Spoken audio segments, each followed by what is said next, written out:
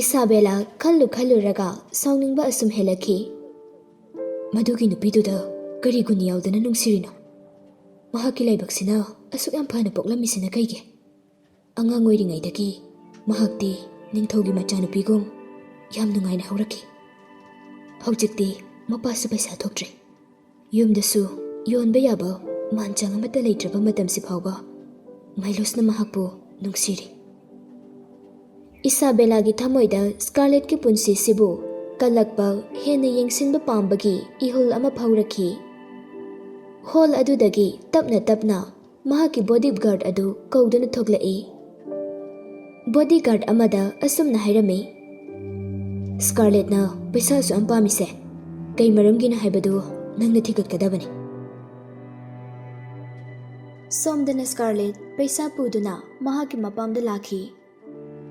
Dr. Matthew su mapam aduda Scarlet ki mapabu sena duna leirami. Scarlet na doctor da paisa adu piduna Western gi aphaba doctor da yenghannaba amadi hidak leinaba hairami. Dr. Matthew da paisa adu piram laga mahaki mayumda amuk laki. Kada hek changakpaga masadu chada thakdabagi waba henmanduna wantharai. Masada phawkiba pakhatpagi ihul aduna matomta amuk haugalai. Thongnaugi pardado haidoktuna Milos halakpra haini yengi. Ngasai Isabella gi mamangda Milos na ngangkiba adu ningsingbada ikaiba phawraki. Scarlet amadi Isabella angang oiringaidagi yamna luna tinarai. Isabella na angang oiringai Scarlet ki mayumdada ayamba leirami. Isabella gi imungna nungaiba haurakpa matamda mahakna Scarlet bu thadoktuna chatkibani. Milos ka Scarlet ka mamangda nungsinaki haibasi mahaksu khanglibani. Scarlet ki maithongda tariba awabagi mami adu ubada helper nupi ama changsilai. Nupi adugi maming Sophia kawi. Sophiana Bema kaisu kaina khanjilunu se. Icha Milos se mapan thongda yengbadadi yamna tamthiba manbani.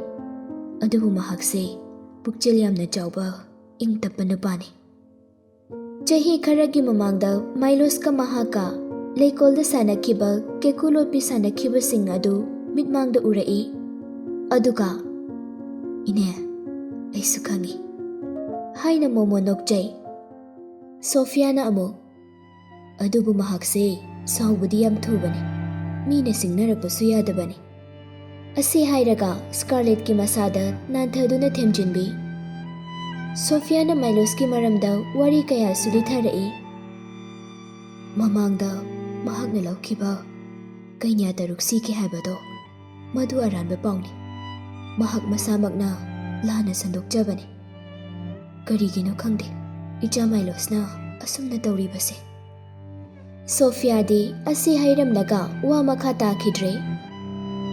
Scarlet makha taningbana masadu langtaknarami. Yam thuna Sophia gi masada tapaiduna.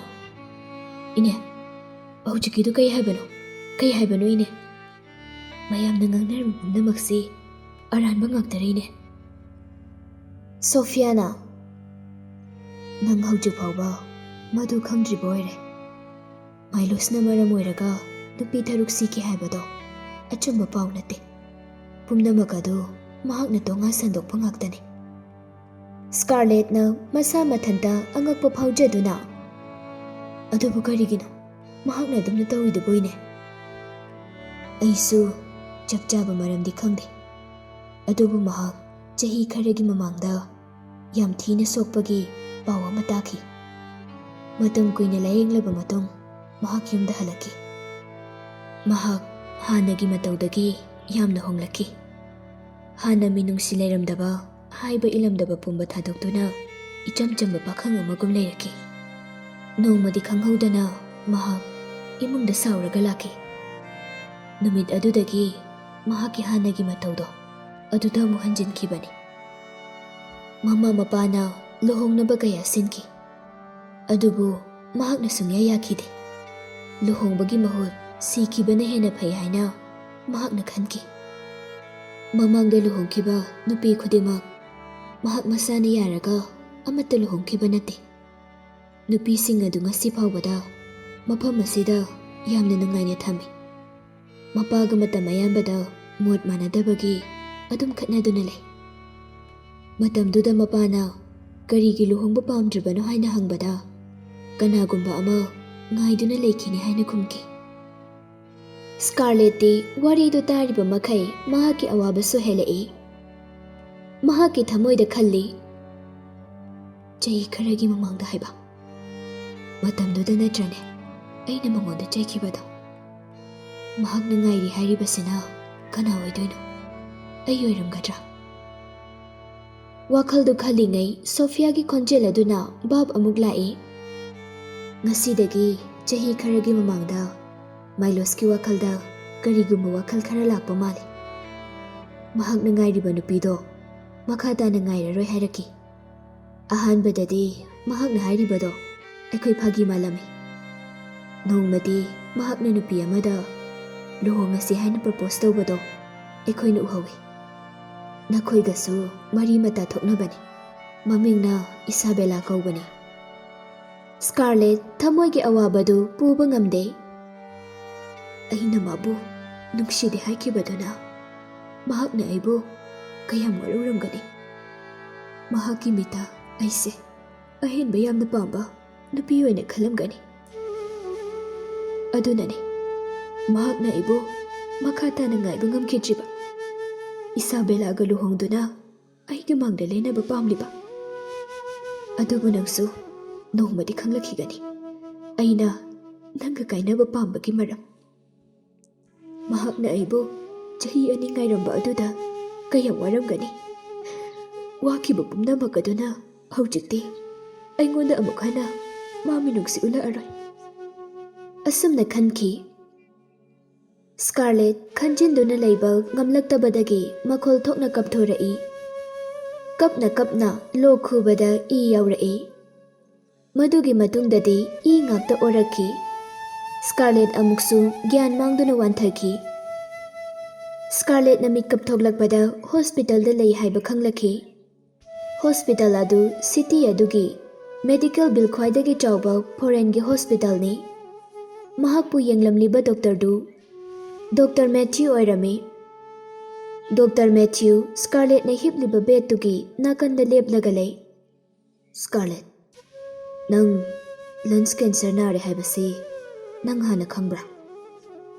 Nang na layriba stage sidi yamna advance oire. Nang asumna tawrabadi tha kharagi manungda hatanungda thokpasu yai. Dr. Matthew gi wafamda dabada Scarlet angakpa karisu phaude. Maramdi mahak lungs cancer nare haibasi chahi ahumgi mamangdagi adum khangkhrabani. Maram asinani mahakna Milo's ka kainaba pamkiba. Masana sirani haibasi masana adum khangjai. Aduna Milo's na thamoi chakduna lehaubadu mahak pamde. Ikui kuidana makhoigi imung manung bankrupt jalakani haibadi thajarude. Mapa su khanghaudana nasilaki. Mapa layengna hotnabada masak khangdaba nupagasu luhonglibani. Laibak phaba haigadra thiba haigadra nupa adu Milo's oiramki. Scarlet na ai isagi oiriba pibamsi hanadagi adu khangjaduna laklay doctor. Dr. Matthew na hoi yam phare nangna hanaday khangambase adubu yam henjinadi khanjaluna. Wakal nungaitragadi amuk henjilapusi yai. Matthew nokphe tawsinay. Scarlet na mapagidamuk hotnabada yamna ware haibasi Matthew na khangi. Mahaksu angamba panggal amadi mahai sizinaduna Scarlet ki mapabu kannabu hotnari. Dr. Matthew na Scarlet, nangai hakta amta phajana pothaw. Nangisu nungaiba paw amale. Scarlet masagi nungaiba pawdu karino haina hangde. Mahakki mapadu karamba condition da leiri haina hangi. Ikhang khanghaudana mapanda mi ama kanna chelakpagi makhol tarami. Makhoigi kada chensilakduna. Doctor na ngasai purakba patient do serious oihaure. Bleeding tawbu matamda I ka hena chatkre. Matthew nurse-tuna ngangba adu taraga Scarlet-ta yengthorai. Scarlet Matthew-gi mityeng aduda karigumba khara phaurai. Doctor, patient hairibasi aigi babadura. Asumna hanglai. Matthew-na tapna. Mani. Ay amukta chalagi yungkhige. Kaisum khangano. Wahai adu tabada Scarlet-ki makok manungda pokhaibadongna tawi. Wakhalda kari khali haiba phauba khanjaba ngamjade. Songraba masa adu ngamboi ngamdaboi phuk haugallaklaga Matthew-gi pambomda yali. Doctor, please, aigi babagi thawaidadi amukta kanbiyo doctor. Ai doctor gi khong paiduna haijari. Wa ngangna Matthew-gi makhongda lami. Matthew-na kaisu khangano aina phanaba hotnagani. Asi hairaga Scarlet-bu betuda amuk hifali. Scarlet-ki mamitu pirangna pumthum thummami. Matthew-su mahakki matau adu yengba ngamde. Scarlet-su lok khuba matamda isu lepa leitana yaurai. Scarlet-ki mapagi oina khwaidagi khudongthiba hairagadi acute bleeding ni. Ngaihaktangdugi oinadi atopa amadagi blood transfer taudrabadi sidauribani. Adubu hospital adudadi blood bottle marang kaina leiramde. Leiriba khara adusu military amadi paisa paiba imung khaktagi oina reserve ta leibani. Mahakna apamba tawduna bottle sing adu sizinabagi hak leiramde. Dr. Matthew-na Scarlet, aisu nangi babagi thawaise yamnadi kanba pame. Adubu mafam sidadi mangonda blood pinaba leite. Scarlet masadu pakhatpana thak nei. Aigi Doctor, aigi isi sizinabiyo. Babagi thawaidi kandaba yadabani doctor. Matthew su upai leitabana masadu haifam khangde. Khon khara kalapna. Karino, nang bungaurabo. Matau karamna nangna blood donate tawdoribano. Scarlet tu masama u pharamlabadi mahakna hairiba adu Matthew-na yaramgadobani. Mahak masamaksu watpadagi wanthakiduna haugalakpada ngairibani. Masadagi khajiktang hek lauthokiba matamda mahakna hana sibasu yai. Matthew-na wakhal tawduna leiringai Scarlet-na Doctor, hojik wakhal khanduna leibagi matam natre doctor. Aidi putsi sanglaroi haiba ai isana khangjai. Sidauraba aina babagi thawai kalambadi kayamuk yamna kairage doctor. Mahaki chap yungna lepkraba phireb adu hongleroi haiba Matthew-na khangi. Matthew upai leitraduna hoi ai nangna haibadu yarage. Aina nangi babagi thawaibo soidana kangani. Aina wasaklibasini.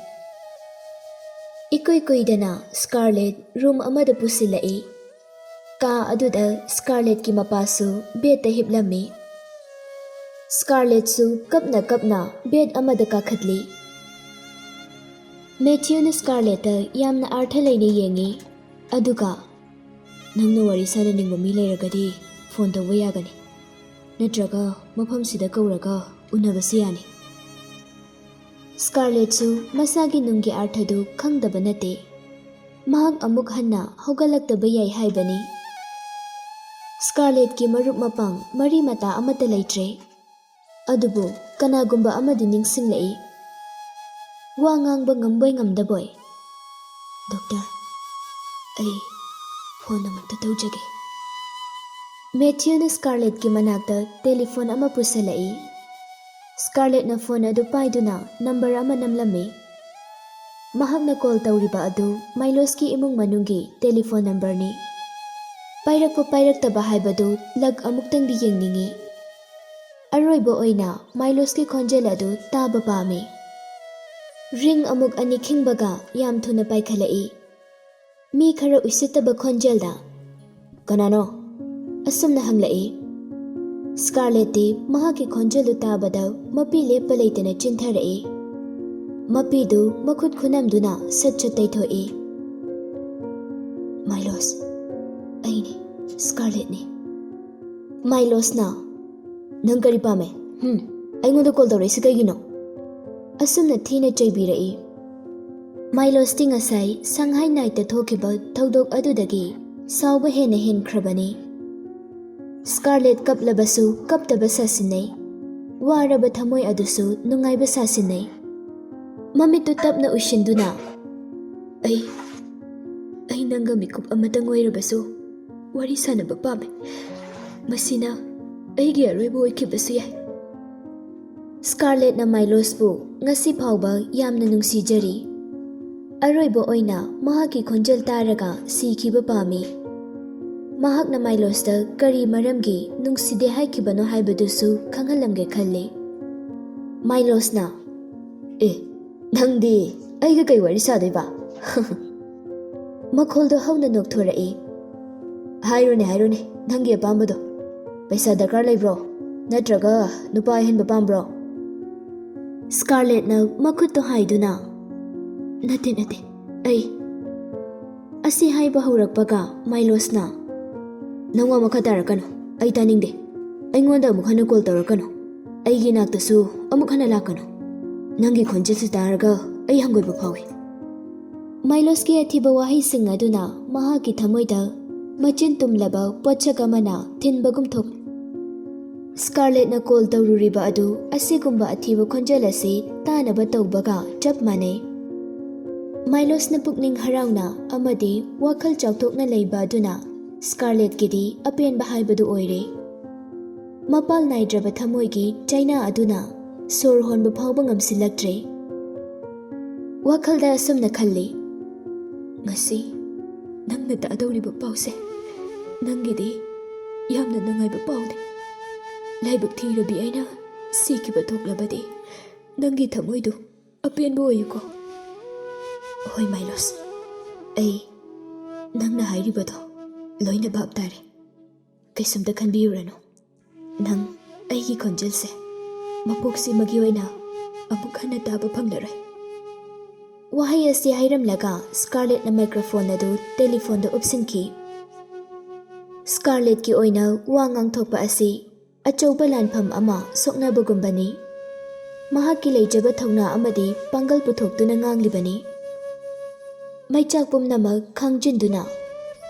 Doctor, I'm ready. Kaadu thong lonsili. Nakanda leiriba mapada munna yengjai. Angang oiringaida mapaga loinakhiba mafam khuding chatpada mapana mahakpu pubikhiba kaya adu ningsinglai. Matam pumbada mapana mahakpu yamna strict oi. Athiba wahidi nongmata ngangde. Family ki problem ama thokpada mahaki mapana mang thaduna chongthoi. Hauchiti babana tawkhiba mayam tuki laman singbagi matam oirakle. Baba nang kaisumta warurano. Doctor na nang naba yam thuna pharani hairi. Wakhal khallingai singlida machin tumba pin amana thinjilai. Masadagi ilepa leitana chingthorakpana ingbadi khamthengna ingsilai. Aroibada khangba ngamlaktraduna mamitu tapna ushinki. Mahaki pukningda Milos, goodbye. Aina landaba oiradi mathang mapokta nangi nupi oiba phangjageko. Kaduki thongjil mayada nurse ama lei. Nurse aduna thongi ahobadagi manungda yengduna lei. Tanja aduda Isabella lai. Isabella na nurse tuki makut paiduna. Pumnamak mai paglabra. Haina hangi. Nurse nupi aduna. Kaisumta khanbiyurano madam. Pumnamak aina soidanaba tawgrabani. Aina Scarlet ki hidakto tumina sindokrabani. Mahakasidagi amuk hanna hingna tholaaroi. Adudi yamna phare. Asi hairaga Isabella room number adu yengduna momon minok tawi. Scarlet, nangna ingonda masigidamak sokpham thokte. Nangdi nahana siba yarabani. Angang oiringaidagi nangdi nungaiduna ta lakhibani. Aina nangi punsibo yamna kalakjaki.